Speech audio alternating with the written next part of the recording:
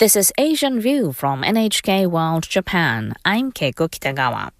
Delegates from Japan and South Pacific Island nations and territories are in Fiji to prepare for a summit of regional leaders. But few of the top diplomats who were expected to be there have showed up. Japanese Foreign Minister Kamikawa Yoko says Tokyo wants to strengthen cooperation with its partners in the region. Japan is committed to working hand in hand with Pacific Island countries for a resilient, sustainable, and stable region. Japan organizes the Pacific Islands Leaders Meeting every 3 years. It has invited 18 leaders to the summit this July. This comes as China plays an increasingly active role in the region with major infrastructure development and investment. Pakistan's Election Commission says independent candidates backed by jailed former Prime Minister Imran Khan won the most seats in Thursday's general election, but they failed to gain a majority in parliament. That has led the governing party to launch coalition talks. The commission says Khan-affiliated candidates and other independents secured 101 of the 266 seats up for grabs. 75 seats went to the ruling Pakistan Muslim League Nawaz Party, headed by former Prime Minister Nawaz Sharif. North Korea says it has test-fired new multiple rocket launcher shells. This comes as the country is believed to be improving its conventional weaponry. North Korean media published photos of what are claimed to be 240mm caliber shells being fired from a mobile launch pad and hitting an island. This is NHK World Japan. Marketplace is supported by Bitwarden. The Bitwarden Password Manager stores unlimited logins, secure notes, credit cards, and more with access on any device. More at bitwarden.com. Bumpy. Adjective. Marked by bumps or jolts. Marked by or full of difficulties. As in, it was always going to be bumpy, getting inflation down to 2%. From American Public Media, this is Marketplace. Marketplace is supported by Baird. Baird strives to attract and retain top financial talent, providing stability and continuity for clients. More at BairdDifference.com. And by JLL, striving to be a commercial real estate partner that can create lasting change for good in business, communities, and the planet. JLL.com. See a brighter way. And by C3 Generative AI, verified traceable answers, secure, hallucination-free, LLM-agnostic, IP liability-free. Learn more at c3.ai. In Los Angeles, I'm Kai Rizdal. It is Tuesday today. This one is the 13th of February. Good as always to have you along, everybody. Today is one of those, take a deep breath. Do not check the balance in your 401k. Markets go down 2 kind of days. About which I will say further only this. This was always the way it was going to play out. The last mile, if you will, of the Fed trying to get inflation down to the 2% the central bank has decided it's comfortable with. Bumpy, uneven, 2 steps forward, 1 step back, or better yet, 3.1% back. As you have surely heard by now, consumer prices were up 3.1% in January compared to a year ago. The trend does continue lower, yes, but guesses had been that today's number would be somewhere below 3%, hence Wall Street's tantrum. But here really is the question. Is today's bump just a bump? Marketplace's Matt Levin gets us going. Even if the stock market's freaked out a little bit about this inflation report, economist Ann Owen at Hamilton College says she's not all that worried. I don't think this is an alarming report. I think it's only a surprising report because people thought we were going to get something else, but surprises aren't always alarming. So sure, it would have been nice if core inflation, that's inflation without volatile energy and food prices, if that came in lower than 3.9% year over year. But a lot of that core inflation is how the CPI calculates shelter costs, which lags behind what's happening with real rents. Stephen Juneau is an economist with Bank of America. We should see shelter inflation moderate over the course of this year. We've seen asking rent inflation really cool off. If there is anything to be truly worried about in the data, it would be in the services sector outside housing. Veterinarian prices were up nearly 10% year over year. Accountants and tax preparers up 11%. Olu Sonola with Fitch Ratings says a lot of that is wages. You also have to remember that we still have a tight labor market. Unemployment rate is still at 3.7%. Sonola says wage inflation is partly why J. Powell & Company may keep rates higher for longer. The pipe dream of a rate cut in the next few months is probably gone. Sonola likens fighting the last mile of inflation to a certain type of horror movie. The zombie that refuses to die. The inflation zombie is not the threat it was, but it's still out there somewhere. I'm Matt Levin for Marketplace. Zombies are bad. Very, very bad. You know, we could slice and dice this morning's CPI data every which way. We won't, but we could. One of the line items that did catch our eye, though, was baby food and formula up 8.7% from the same time last year, which is to say nearly 3 times the overall rate of inflation. The catch, of course, is that baby food and formula, if you need them, aren't really things you can just do without. Inelastic demand is the phrase you're looking for here, as Marketplace's Stephanie Hughes explains. Inelastic demand means regardless of how the price of something changes, you basically buy the same amount. That's according to Stephen Blitz, chief U.S. economist for Global Data TS Lombard. I met him outside on a street corner in Manhattan so he could point out goods with inelastic demand. He pointed to all of the people driving. Gasoline, you commute, you drive, you take your kids to school, and your demand for that is inelastic to the price. Other things with inelastic demand? Food, medicine, even coffee. If the prices of those things go up, people just suffer. Tal Gross teaches managerial economics at Boston University. When people have to spend more on gas, for instance, they might spend less on going out to dinner. But beyond that, he says, maybe you'll drive a little bit less. Maybe you'll switch to the cheaper gasoline, but there's not much you can do in the short run. In the long run, people can change, say by taking public transit to avoid buying so much gas. Paying elevated prices for must-have products can influence consumers' perception of the overall economy, says George Mason's Veronique Desrougy. The economy is doing well, but for the stuff that you absolutely need to buy, a lot of those prices are still up. I mean, I think this is why people are frustrated. Because in the short term, she says, there's nothing they can do. In New York, I'm Stephanie Hughes for Marketplace. On Wall Street today, I mean, yeah, sure, stocks get all the glory, or infamy if you prefer. The bond market, however, would like a word. Suffice it to say, given today's reading on inflation, money in this economy ain't going to be getting cheaper anytime soon. We will have the details when we do the numbers.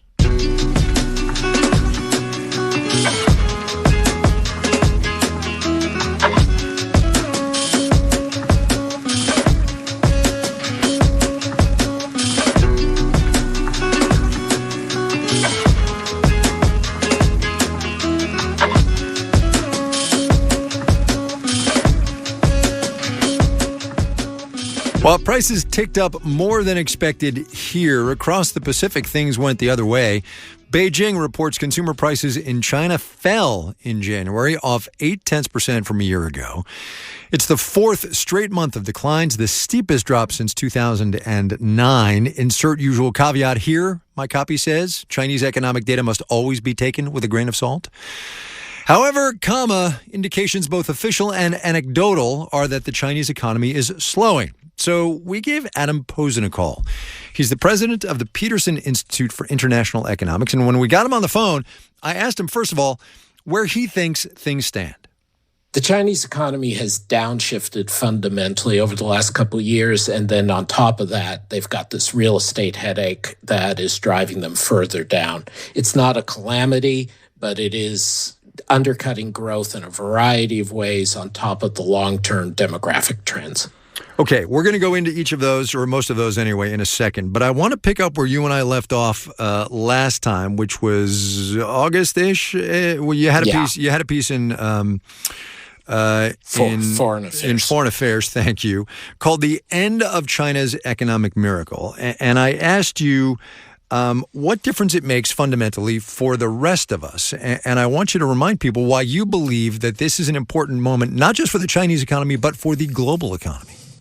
China is, of course, Kai, one of the largest economies in the world, either the largest or the second largest. They are a critical part of industrial processes and consumer brands and just business networks throughout the world. So if we have a China that's growing more slowly, there's less opportunity across a range of investments for the world, including our 401ks. And most importantly, the Chinese Communist Party, the economic leadership, are likely to behave in increasingly aggressive ways economically if they're having problems at home. What happened in the Chinese economy? Because as you know better than most, it was humming right along for a good number of decades. It was humming along in historically unprecedented ways for decades, as you said. I think three things happened. China, for a variety of reasons, including their previous one-child policy and their sexism towards women, has had a cratering birth rate. The other two things are, first, they have this real estate bubble that burst, and it wasn't even that much of a bubble. It was that they were shoveling huge amounts of money via local governments in weird connections with local banks to property developers. And that couldn't go on forever because they were building more apartments than they had people. The third thing, which is what you and I talked about last August, and I think I did end up calling the top on China's growth, was after COVID and after Xi consolidated power a few years prior to COVID, China's Communist Party has been much more in your face to the average Chinese household, much more in your face to the average Chinese small business in terms of arbitrary decisions. And as a result, people are consuming less, they're investing less in small business, and they're keeping their money in cash-like assets. And that's reinforced by the real estate problem. All right, so let's talk the American-Chinese geostrategic relationship now and in the future. It is tense. You said a moment ago that you expect the Chinese to start acting in more economically destabilizing ways, which is not a thing anybody needs between global powers number 1 and 2 in the economy. What might that look like, and what ought President Biden do about that? I think the biggest thing we're about to see and are already seeing, Kai, is that there's an enormous amount of dumping of electric vehicles and other autos that have been produced in China or produced by Chinese subsidiaries on global markets. I think also there is a tension that the Chinese yuan currency is going down in value. And the Chinese government, I think wisely, has been sort of tapping the brakes to keep it from going down too fast. But that also puts tensions between the U.S. and China and other countries in China, because that's seen as another way of China exporting its way out of its problems rather than dealing with domestic lack of demand. So props to you for calling the top on the Chinese economy, because that can be tricky to do. Here's the question, though. Now what? Is there a way that she turns this around? What does the bottom look like? Discuss. Yeah, I think the bottom isn't that bad. A China that's got lower growth is growing at a positive 3% instead of a positive 5%. I think in the end, Xi is going to do a lot of stimulus policies, even though right now he's very reluctant to do so. And I think they're going to be largely ineffective in the sense that they'll get much less bang for their buck than they have in the past.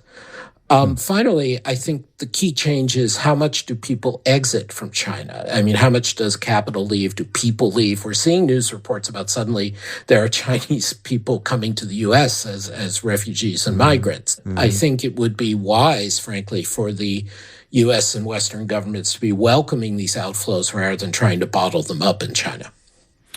Adam Posen is the president of the Peterson Institute for International Economics. Adam, thanks so much for your time and your wisdom. I appreciate it. Thank you, Kai.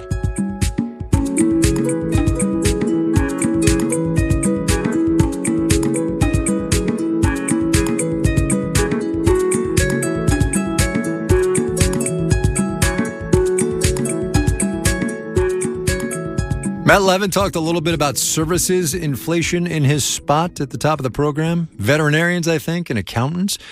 According to the Bureau of Economic Analysis, we are spending hundreds of billions of dollars more a year on services now than we spent in the before times. But that does not mean it's easy out there. Here's today's installment of our series, My Economy. My name is Lita Harris Newstetter, and I am the owner and creator of Metamorphosis Performing Arts Studio, which is based in Boise, Idaho. So I have three main branches that my jobs fall into: the mental health counseling area, the education area, and the performing area. And so they don't all ebb and flow the same. Like in the performance area, for example, I used to have a really steady income in acting gigs. I did a lot of commercials and online training videos. And so that was a big chunk of my income for quite a while. And then that completely dried up. So then I invest in other ways, try to get more music gigs going or more counseling gigs or speaking engagements. I would say my overall income is fairly steady, but it's a constant hustle. I really, really want my programming to be accessible. And with what I'm doing, there really runs a risk of, with what kinds of families can afford to send their kids to private voice lessons, private acting coaching.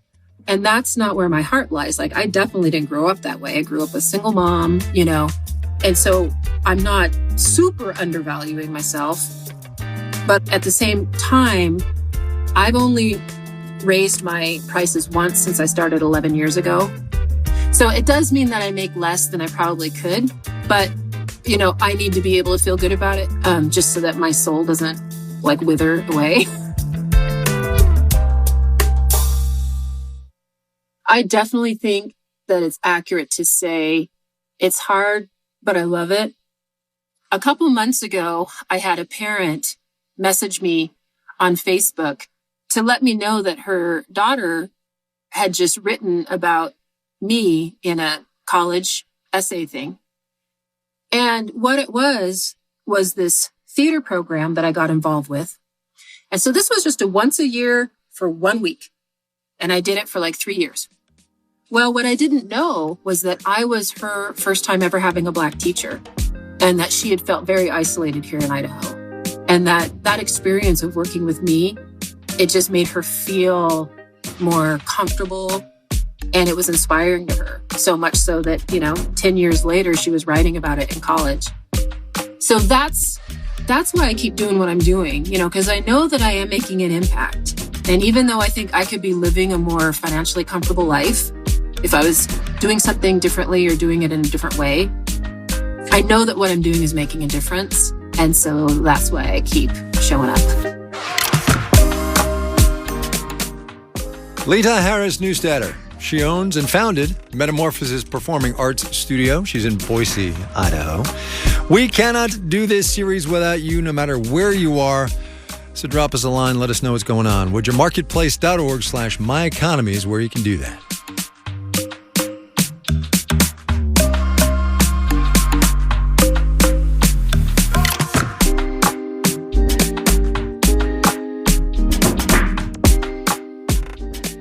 Coming up.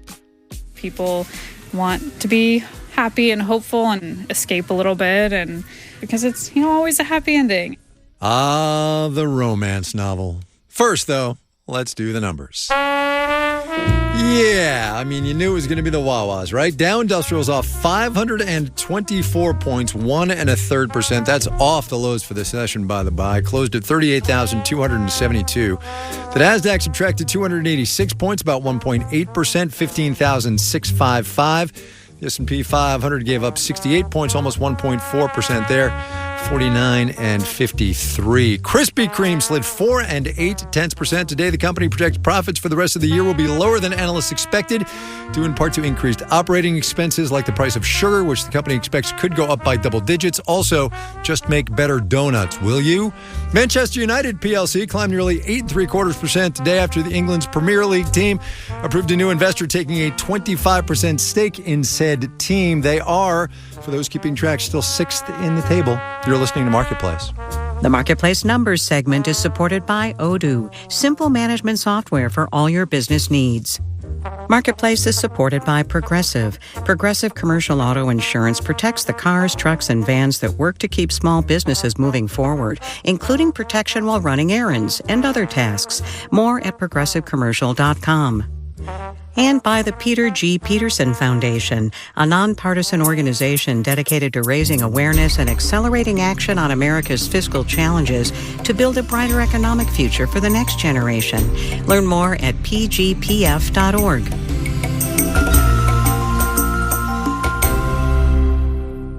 I'm Ed German. Join me Monday to Thursday at 8 o'clock for the Urban Jazz Experience here on 88.3 WLIW-FM and WLIW.org/radio for the best in swinging, riveting, compelling, and romantic music. That's weeknights Monday to Thursday at 88.3 WLIW-FM and WLIW.org/radio, Long Island's only NPR station. This is Marketplace. I'm Kai Ryssdal. When you ask economists what they think about monetary policy, as in the Federal Reserve and interest rates, a growing number of those economists will tell you they believe interest rates are restricting the economy too much right now. That's according to a survey out this week from the National Association for Business Economics.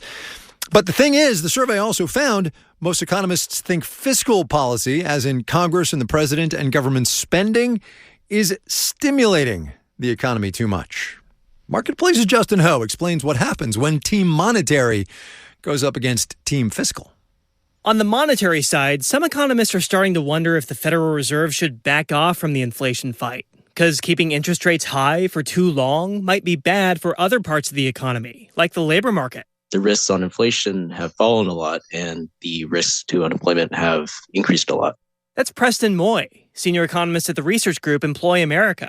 He says if the Fed pushes too far against inflation, unemployment could rise quickly, and lowering rates would prevent that. And so it's important not to wait until you see the whites of unemployment's eyes to start cutting. Still, even as the Federal Reserve has been using monetary policy to slow down the economy, Congress has been using fiscal policy to do the opposite.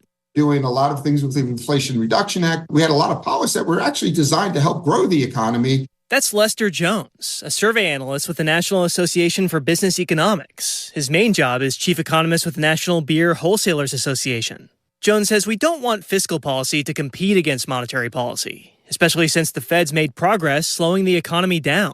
And if one's got to give, let's kind of back off on the fiscal policy and let monetary policy direct the economy in the right direction. One fear, Jones says, is that too much fiscal stimulus would drive up government spending, and therefore the deficit. Ann Villamil, an economics professor at the University of Iowa, says lowering that deficit will require some tough decisions. The way to solve a structural deficit is either to reduce the rate of growth of government spending and or to raise some form of taxes. And the longer Congress waits to act, Villamil says, the more drastic those moves will need to be. I'm Justin Ho for Marketplace. Here's a very easy, not drastic thing you can do. Listen to the Marketplace Morning Report. David Brancaccio and the gang up early every day to get you all the business and economic news you need.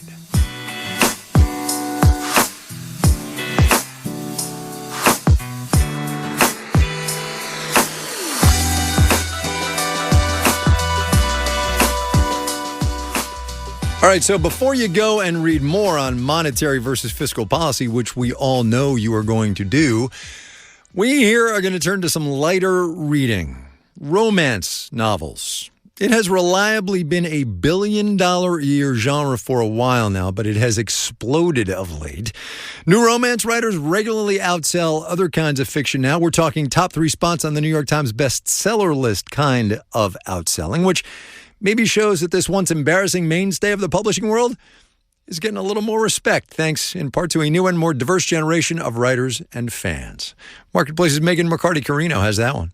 Books, Inc. has been serving San Francisco Bay Area readers since the 1940s. So have you been here before? But manager Carrie Gillette at the Mountain View branch says her store only had a couple shelves of romance when she started a few years ago. A romance reader herself, she pushed Books Inc. to expand to this inviting full-wall display, dense with handwritten staff recommendations. A lot of people congregate here. It's a huge part of our store now, and it really pays off. Because she says romance readers are often repeat book buyers, and there's something for everyone. Fantasy, crime, apparently sports themes are trending. I think with Taylor Swift, people are really vibing with that right now, so. And Gillette is spreading the love. Last summer, she started a monthly romance book club at the wine bar down the street, where a couple dozen customers gather to share their passion. People want to be happy and hopeful and escape a little bit, and because it's, always a happy ending. That's what makes these sometimes fluffy books serious business, says Susan Swinwood, the editorial director at Harlequin Trade Publishing, a brand that's almost synonymous with romance. Whatever you feel about it, there is no denying that it's as relevant and valid a product as anything else. Romance used to be sold more as a guilty pleasure to be hidden away. Now, Swinwood says, it's actually cool, with readers who talk about it, often on the popular TikTok community known as BookTok. So I've read 30 books this summer. Here are my 11 favorites. Talia Cadet runs digital strategy at a DC lobbying firm and spends many of her off hours making and watching videos about reading on BookTok. She also runs a book club called Froze and Prose, which has been heavy on romance lately. I have no shame about it. You can't shame me. She says BookTok has introduced her to a whole world of Black romance, often from independent or self-published authors who write about characters she relates to. And then seeing them have their happily ever after, especially, as a Black woman being made to feel as though we don't deserve love, we don't deserve romance, we don't deserve softness and care. So yeah, it's been eye-opening. Social media has helped romance bypass traditional publishers by connecting directly to the audience, says Florida-based romance and mystery author Tamara Lush. And yes, that is her real name. It really is. It's the name I was given at birth. She quit her job as a reporter for the Associated Press a few years ago and says she makes 75% of her previous salary writing steamy stories about tropical islands and amateur detectives. She recently sold a book to the new publishing arm of TikTok's parent company, ByteDance. And she's working on a new project called Swamp Thing. It's a funny romantic mystery about an alligator trapper who also solves crimes. Those cliche heterosexual bodice rippers with glistening muscles and heaving bosoms on their embossed covers still sell well. But now there's more space to represent a broader range of human experience, says Leah Koch. She's co-founder of an all-romance bookstore, The Ripped Bodice, with locations in LA and New York. When someone from our extremely diverse clientele comes in and says some version of, do you have a book with somebody like me? Whether that is, I use a wheelchair, or I wear a hijab, or I am pansexual, or whatever. Like almost all the time, we have at least one or two options for them. And she'd like to see those one or two options expand for when those customers come back for more. I'm Megan McCarty-Carino for Marketplace.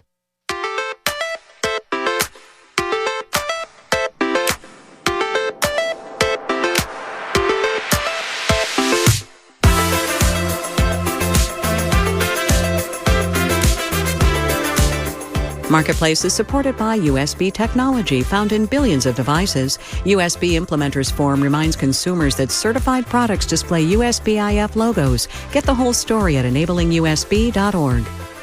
And by Condor Airlines, offering nonstop service from 13 U.S. gateways to Frankfurt, Germany, plus seamless connections to over 100 European travel destinations at condor.com.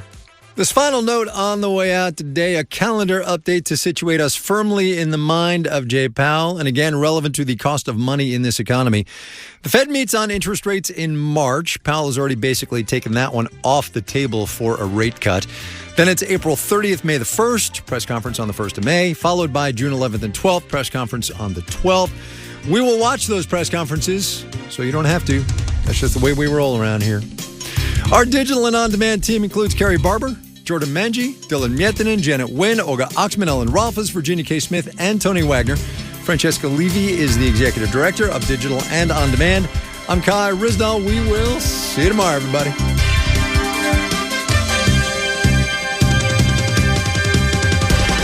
This is 8 p.m. I'm Kai Ryssdal. Join me Monday through Friday.